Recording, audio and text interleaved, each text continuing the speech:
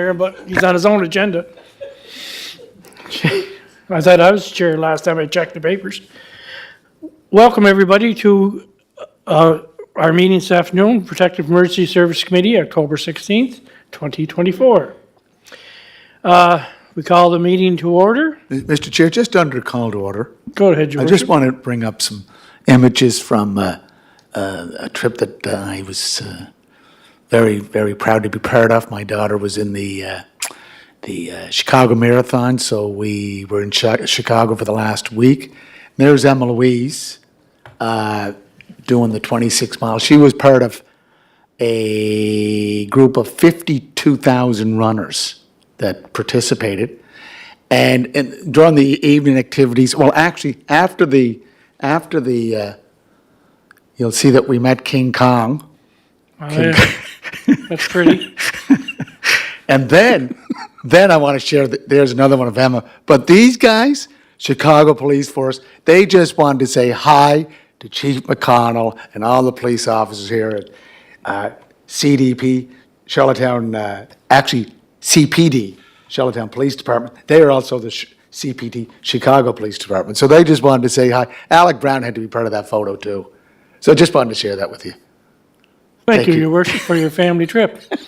Chief, do you have any comments on that? No, I think that's great. Certainly, the police services across the world are certainly very close, separated by distance, but a lot of the same issues. So, thank you, Worship, for sharing that. Thank you. Okay, let's get back to the agenda now that we went down our vacation path. Approval of the agenda. I just want to add one. Go ahead, Your Worship. Just under new business, it's put an item on the next agenda relating to operations. It'd be a closed issue or a Okay. closed meeting. Thank you for that. Thank you. You're okay with that, Deputy Mayor? I'm great with it, yeah. Okay, thank you. So the approval of the agenda, moved by Mayor Brown, second by Deputy Mayor Yankoff.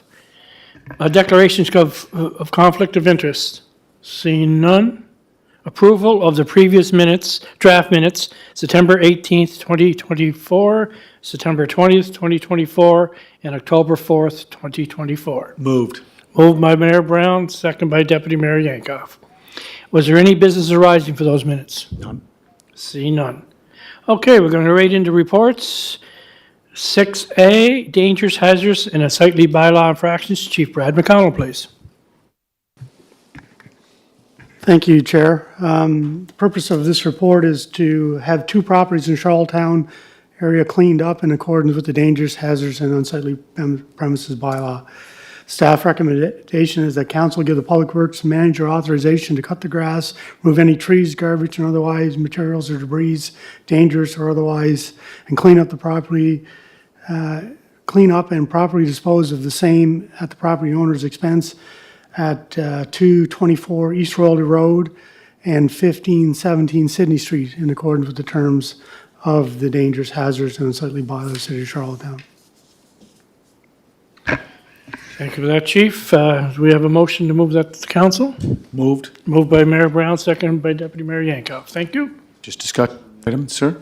Yes, sir. Go ahead. Your So Worship. again, I did bring it up at the last meeting. I'm just wondering, when are we working on trying to integrate our summary offense ticketing bylaw with this bylaw so that there's mitigates or lessens the need to bring it to council?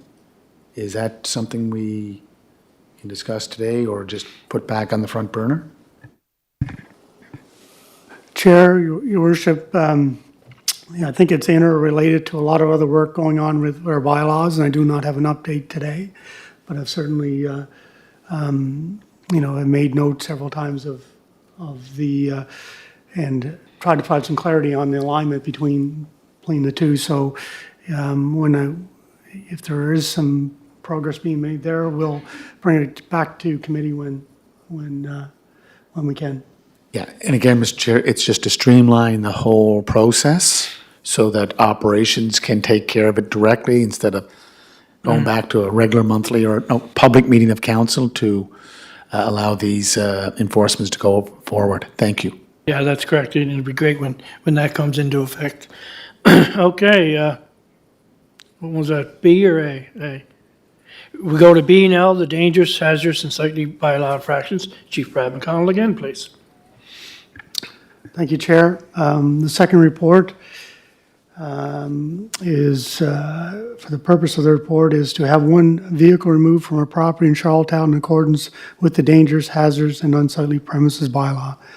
The staff recommends that council give Public Works Manager authorization to tow and remove a derelict vehicle from a city Charlottetown property at the owner's expense in accordance with the terms of the dangerous, hazards, and unsightly bylaw of the City of Charlottetown. This vehicle is located on the property of 32 Centennial Drive, PID number 394759. Thank you for that. Like, any questions in that? Okay, a motion to move it to council. Moved by Mayor Brown, second by Deputy Mayor Yankoff. Thank you. Okay, C is, we're at 1 second here, please. There it is. E-scooters rental update. Chief Brad McConnell, again. Thank you again, Chair. The purpose of this report is to give committee an update on the e-scooter issue within our city. This is for information purposes only. On September 20th, 2024, Sergeant Melissa Craswell, Constable Dale Johnson, and you, Chair, Councillor Kevin Ramsey, met with the owner of Epic Electric Scooters concerning complaints related to e-scooters in the city. There's currently no existing bylaw regulating e-scooters in the city. There's been much discussion on creating a policy to address these concerns relating to e-scooters, both rental and privately owned. A meeting with Anna Keene and Michael Russ has been scheduled for October 21st at 11 a.m. to discuss the research that has been done in relation to the policies that have been created in other jurisdictions to assist dealing with these issues. And we'll keep you updated, Chair, on anything resulting from that meeting. Very good, thank you. Any questions on that? Mr. Chair. Go ahead, George. This is, I'm not going to say it's a difficult issue, but it's an issue that has many different avenues, different points of view. And I just related quickly, Mr. Chair, to the city looking at getting into renting e-bikes, traditional bikes. If we get into that business, then we will be responsible. We as a city will be responsible to enforce any users to wear helmets when they're renting an e-bike or a traditional bike. And as I've said many times, and Chief, I know it's difficult for you because you have other important issues, but we do have a highway traffic act that addresses you must wear a helmet when you're cycling, traditional bike, e-bike, or on scooters. But, you know, I see it many times, so do you. So do all of us. It's just that, you know, if we just go after one person, we're not really addressing the issue, and that is we have to make sure people, or any users of bicycles, e-bikes, traditional bikes, scooters, whether they're motorized or not, must wear helmets. And again, going back to being out in Calgary, when we were out in Calgary, Mr. Chair, for the FCM, you know, they were renting out the e-scooters, kick e-scooters, and you'd see lots of people or users without helmets. Saw it this past weekend down in Chicago. To me, I don't understand why someone would be on a bicycle, e-bike, scooter, electric scooter without a helmet. I really don't know. And it frustrates me to see that, you know, this is there's a law in place, but, you know, to apply it every time, it should be applied right across the board. Not just for the TAFs, but anyone that's cycling or on a scooter, whether it's e-scooter or a traditional scooter. And I think that this is a discussion we have to, you know, we have to make sure it's balanced from renters to users. Thank you. Deputy Mayor? Yeah, thank you.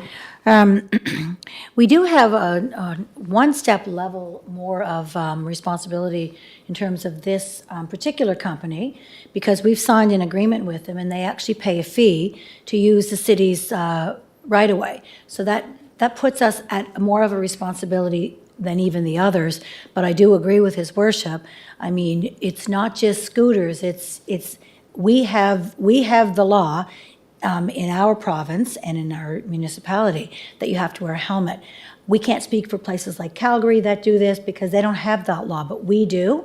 So, it's definitely an enforcement struggle, but we do have a little bit more of a level of responsibility because we are allowing the public right-of-way usage with a rental fee for this company to use the public right-of-way. So we have to address that as well as the helmet issue. You're correct, and it's very frustrating. In fact, I was going down one of the streets yesterday, and there's two people coming out in the scooters and the helmets and, down below, and they weren't kids, like they're probably 35, 40 years old, if not older, and, going right out North Road, and I'm saying, and I just looked at them and I'm saying to myself, what's gotta happen to get that message out there to people? You hate to see something happen, but something has to, but it's something, and maybe I'll probably try and sit in that meeting on the 21st too, Chief, if I was invited there with Anna and Michael. And we got to discuss this, and I'm like your worship too. There's people with bikes, like it isn't just scooters. It's bikes and everything along that line, but we've been sort of kicking this can down the road for a lot of years, and And I Chair? don't know. So, sorry, go ahead. Yep. It's also about enforcement and the capacity to enforce. And somebody used the analogy with me that, you go to a car rental and you rent a car and you sign off on the rules and regulations of that particular province and you speed or you don't wear your helmet. That doesn't come back on the car rental company. That comes back on the rules and regulations of the municipality, the province, the country, et cetera. So, this is bigger than just, pointing the finger at one small business owner. This, and as his worship said, I mean, if the city's going to get in the business of renting e-bikes, then we better be ready to, for enforcement. Yes. Or change the rules. That's right. And Mr. Chair, let's say if this private entity that is now renting out kick e-scooters was not using public spaces, but using, let's say, properties owned by hotels, motels, Airbnbs, we're still going to have the problem, right?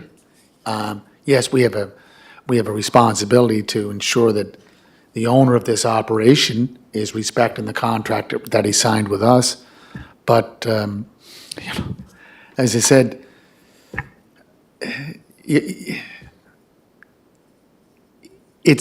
right on the scooter. He's got the labels, you must wear your helmet. Like, why do you have to wait until you fall off and smash your head to say, geez, I should have worn my helmet? Like Chief, in Chicago, motorcyclists don't have to wear helmets, right? But just remember, in the US, they don't have Medicare. They have Medicaid. But if you get hurt, if you don't have private insurance, well, you'll be waiting in a emergency unit for a long time to get that injury addressed by a doctor or medical staff. So, we got a responsibility here that if there is a law in place, then let's exercise enforcing that law. And again, Chief, it's, you have to start checking off what's important, what's not important, what's critical, what's not critical. I understand it, but the private entity that is operating these kick e-scooters, unless he's on the ground all the time and enforcing it by just physically being there or having a representative being there, I don't know how you do it, unless we enforce it from our side, from our end, as a ticketed issue or a ticketed infraction. Thank you. And just for one other thing, when the mayor mentioned, the city is looking at doing a pilot for e-bikes and bike rentals, not to put decisions in place that haven't been discussed with council yet, but council's going to have a really difficult time to support a city initiative if we don't have a plan in place when it comes to the fundamentals around safety, when it comes to these sorts of things. So I would hope that before even these next steps come into place for council, that we have a plan before we have to start making decisions on a city-run bike rental for e-bikes. That's correct. Okay, let's see what Anna and Michael and whoever else wants to sit down in that meeting after the 21st, and then we'll work. Maybe we'll have more of an update in November also. And we all know it's a very frustrating issue with us. It's all about enforcement, and unfortunately, we heard for the last few years, we don't have a whole lot of manpower out there to be going up and down every street and seeing somebody and pulling them over.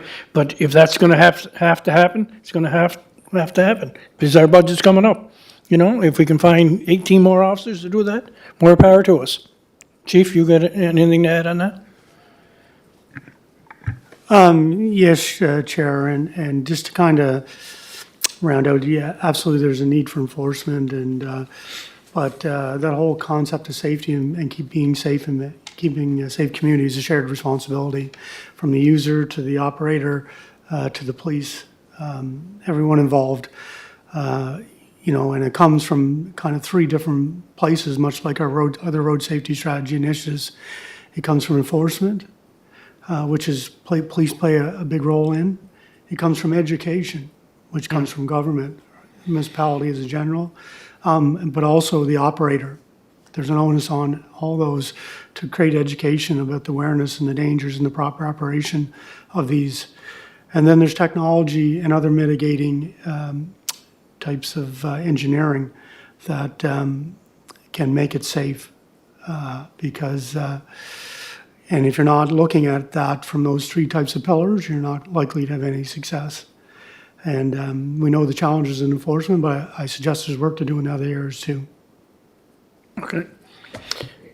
And just again, to follow up on what the Deputy Mayor Yankoff said, the discussion that we will have on these e-bikes, we better put everything on the table because the enforcement will come back to us. If we get into the business of renting e-bikes, then we will be responsible for these three pillars as a Oh, yes. municipality: enforcement, education, technology. So, be careful what you ask for. And I think this time we have to, again, we have someone that's already out there privately operating. We're seeing some of the challenges. When we get in there as a public operator, okay, then we better take a good look in the mirror to say, we can tell others to follow the law, but we can sidestep it. We have to make sure that we are part of those three pillars that the chief mentioned. We're the leaders, Enforcement, yeah. education, and technology. You're right. Okay. Chief, we'll see what we can do after the 21st and be a file. And pretty soon, the bikes and everything will be off the street anyway, so we have a few months that we can really sort of go at this thing, because it isn't like it's July now, so like they shouldn't be driving them in January. So let's hope that we have something in concrete. Chair, Yes, just, sure. there are tons of winterized bikes now. People are riding bikes all year round. The big fat bikes and stuff, so really, you're gonna see it. I mean, they might have a toque on because it'll be cold. Okay, Chair, if I could just add one more point to that conversation. I think we have an opportunity here too. We have an operator that's very much willing to talk to us and share his challenges. And through that, we can identify the gaps, and I think that's what we're trying to fill. So I think there's opportunity here too, as we round out a bigger discussion of how the city embraces other forms of tech transportation. So with every challenge, I guess there's an opportunity. And Mr. Chair, again, looking at other cities, what's happening, Cycling is,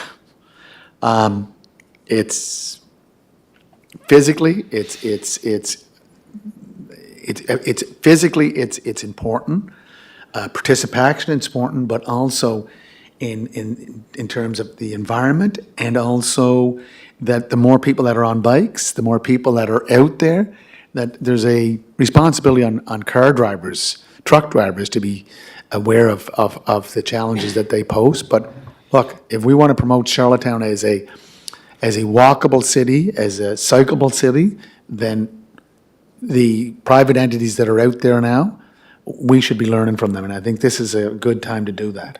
Yeah, because Ontario on the news the last 2 days, like they're going through all this right now with the bike pass and everything.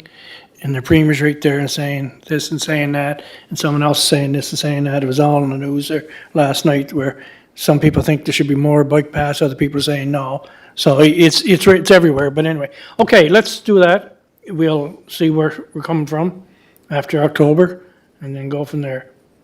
Thank you, Chief. Number D, operational report. Deputy Fire Chief Kent Mitchell, please. Your Worship, Chair.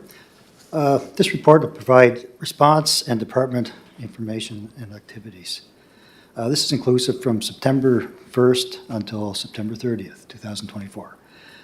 During that period, we had general inspections 21. Inspections with hazard compliance orders issued were 12. We had plan reviews, permits, consultations of 18.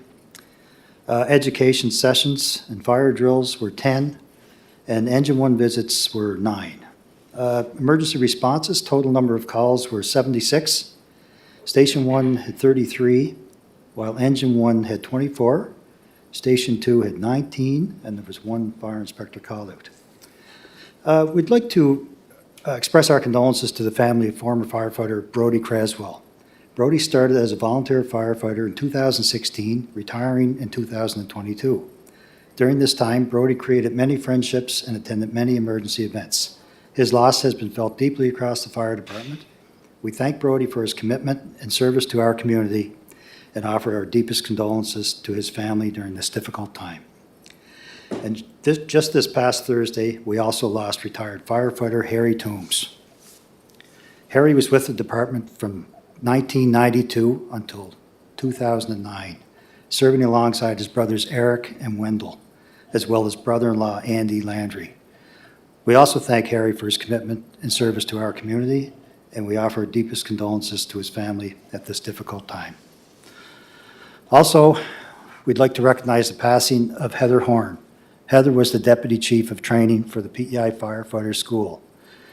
We thank Heather for her service to the community and helping our firefighters in the city of Charlottetown with training and mentorship. We offer our sincere condolences to Heather's family. Training continues with our second cohort of firefighters continuing with the Blue Card Incident Command training, with a third group beginning shortly. Our weekly training schedule resumed on September 26th, and also upcoming courses include hazmat awareness courses, as well as a 20-hour aerial ladder truck operation course on October 25th. We celebrated Fire Prevention Week, the week of 7th to the 11th, with a number of activities. We had smoke alarm visitation campaign, which we saw approximately 500 houses visited. Smoke alarm demonstration at Home Depot. And we began a fall school and early childhood center visits with 90 children educated on fire safety. Would also like to congratulate our new fire inspector, James O'Connor, who started on October 2nd. And congratulations to firefighter Tony Kumsky on his recent retirement in September. The department was also involved in activities such as International Shellfish Festival, Touch a Truck event, Farm Day in the city, and our recently held fire department open house. And I'd like to thank everybody for attending our open house, which kicked off Fire Prevention Week. We also continue to work with the Fire Underwriters Survey and look forward to the completed report in the near future. Thank you. That concludes my report. Thank you, Deputy Chief. It was a big loss. Like I personally known Harry Toombs, and I know the Croswell family, his parents and all that. So that was definitely a big loss. Any questions for the deputy chief? Mr. Chair, Your I worship. just want to echo those sympathies to the Craswell family and Toombs family. Volunteerism is a very important part of the fire department and the city in general, so their volunteerism was very much appreciated, and our heartfelt sympathies go out to the families. On the fire underwriter study, Deputy Fire Chief Mitchell, do we plan to go back? I know it's all in draft form, but there will be another opportunity to discuss it before it goes official with the committee? Yes, Your Worship. Once there's more feedback back from Opta on the survey itself, we will discuss it again. We'll bring it forward to the committee.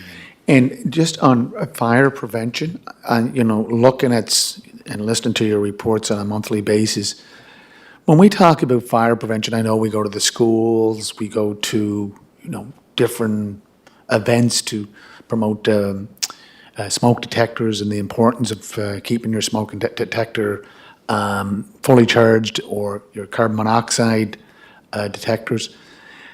Are there programs for senior homes? Like, for example, I think of Haviland Court, which is down on 24 Haviland, or the Pownell Co-op housing.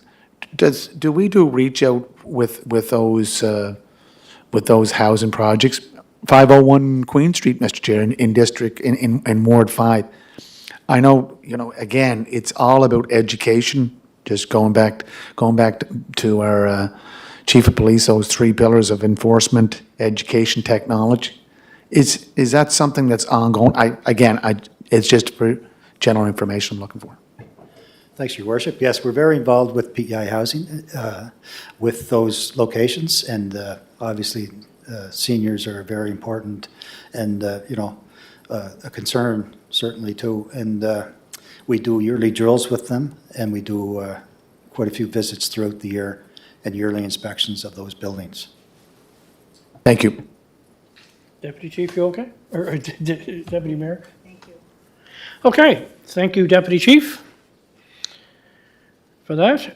And it's great to see the fire services out there, which, like a few things like touch the truck and all that for the kids and things along that line, like the more we're out there, the better it is for people, and they really enjoy that.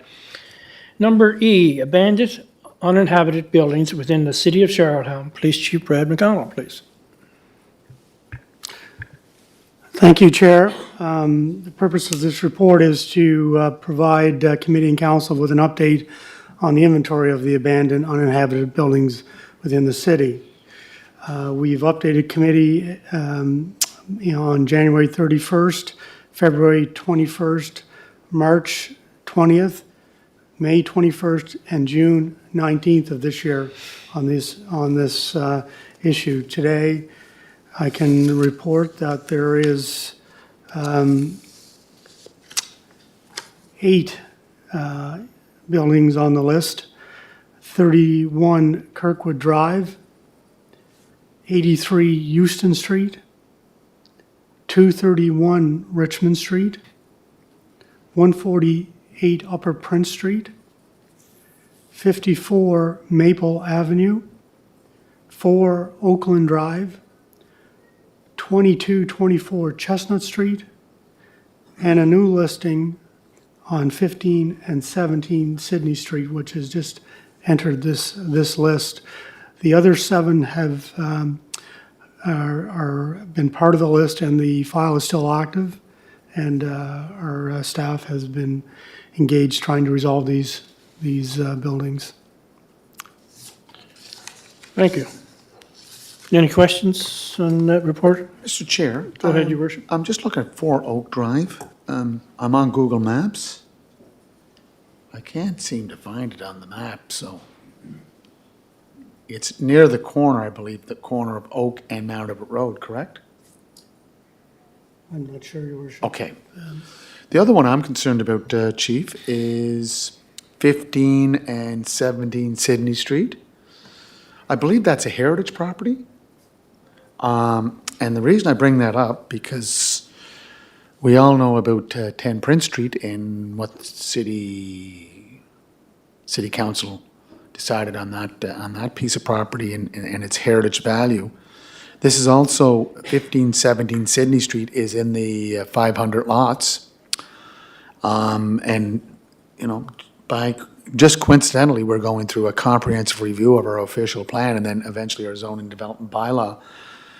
You know, so these properties are important to that historical context that we, you know, put on display when the cruise ships dock here with 1 cruise ship, 3 cruise ships, whatever the number may be, tourists that are coming here to, you know, look at a city, a municipality that was part of the making of this country in early September of 1864, for the meeting here, the Upper Canada, Lower Canada Maritime Delegates meeting here to talk and discuss a united front during the Charlottetown conference. So I don't know how we deal with that. Like, my fear is that, you know, if we have to have that discussion with these owners to say, look, these are heritage properties and we need to do something. You need to fix it up or make it inhabitable or make it, at least put a front on or a facade that will eventually turn it back into a residence. Any thoughts? Thank you, Your Worship, Chair. It's certainly, the heritage designation certainly offers another dynamic to it, for sure. And I think, we'll need to have other people at the table to round out the discussion. The premise of working on these buildings is identify safety issues and unsightly issues. But, certainly, the significant meaning of our downtown and our historic district to the city is something that can't be ignored when we're having the discussion. So I will make sure that our bylaw officer and our fire department are acutely aware of that, and then as we progress through working with this property owner, give you updates back to committee about that. Thank you. And Chair? Yes, go ahead. As Chair of the Planning and Heritage Committee, I will be adding this onto our next agenda, because what's happening is some of these heritage designated properties are being left, turning into derelict properties, and then we're approving demolitions because they've gone to a point of no return. Whereas if we had some enforcement mechanism through the Heritage Department to keep these important historic properties in decent shape, then then it wouldn't end up turning on to our enforcement piece. So I will definitely be adding this to our next Heritage and Planning Committee meeting to address right away. Thank you. And Mr. Chair, if I could just add to what the Deputy Mayor said. Again, you inherited an issue that you didn't create. Back in 2018, I believe the heritage, the 500 lots was taken out of its special designation and put into the zoning development bylaw, which states that you can be in the 500 lots heritage area, but if your property is not designated as a heritage property, you're not protected by the 500 lots area bylaw, zoning development bylaws, because it was removed as a special part of it. So I think, Madam Chair, for Deputy Mayor Yankoff, who was Chair of the Standing Committee for Planning, Development, and Heritage, this is something we have to start addressing, and the sooner the better. Thank you. Yeah, thank you for that, and that's a And good idea. I believe Deputy that 1517 is a heritage designation, is it not? Or is it just in the 500? I thought it was. It's in the 500 lots, but I I think thought it was a heritage, I could be wrong. I thought it was both, but anywho, we will Mayor. Why don't definitely. we check that out then? and, Yep, thank you. can Sort of update us still on that, if you don't mind, next month? Okay. Very good, Chief. Thank you very much. Okay, where are we at here? Introduction of new business. was already asked, sir, just to Yes. discuss a issue at the next meeting of the Standing Committee for Protection and Emergency Services, discussion on operations relating to For a closed session. city, police operations. Yes. Thank You you. okay with that, Chief? And if I could add an item to the next Certainly. agenda. The patio season is coming to a close, and we still have not addressed the new bylaw, as well as I believe there was some discussion around reevaluating the patios. There was a request put in around patios, the amount of patios, rules and regulations, and more specifically, the bylaw. There's three, I think, existing little rules and regulations and bylaws around that. So if we can have an update on that for our next agenda, that would be great. Good with that, Chief? Yes, Chair. Okay, thank you. I also have a couple, if. Sure. Just information pieces for the new business. Just let committee know that preparations for the Island Marathon are certainly our operational plan and our duties have been assigned. So we're expecting another great marathon this year. And we're also have created an operational plan and supporting the new installation of the Lieutenant Governor tomorrow at the Confed Center. And on that note, I was informed a couple months ago from that Senator Percy Down had nominated me for the King's Coronation Medal. And I will be receiving that medal tomorrow afternoon in the ceremony, and very proud of that. But certainly understand that that kind of recognition doesn't come without support of a team, and certainly that team extends to mayor and council. And feel very privileged that less than half a percentage point of Canadians are being recognized with this, and I guess it's just a testament to the great city we have and the great work and great work environment we have here. So it's great to be recognized. Well, thank you for that, Chief. And as chair and other members, we're very pleased and over that for you. So congratulations, and, we'll certainly try and make the show for you. But you're doing a great job, so thank you He'll very be much. part of an elite group, the King's Men. Yes, Not the other guy. All the Not the King's guy Men. down in Rochford Street, not him. yeah. Well, no, congratulations again, Chief. You're doing a great job, and you have a great team, and as I said, it's a whole process between mayor and council and all your staff, and so thank you very much for all your time. Introduction of new business. Oh, we did that, sorry. A motion to adjourn. Your worship, second by Deputy Mayor. Thank you. Thank you, sir. Thank you, everybody.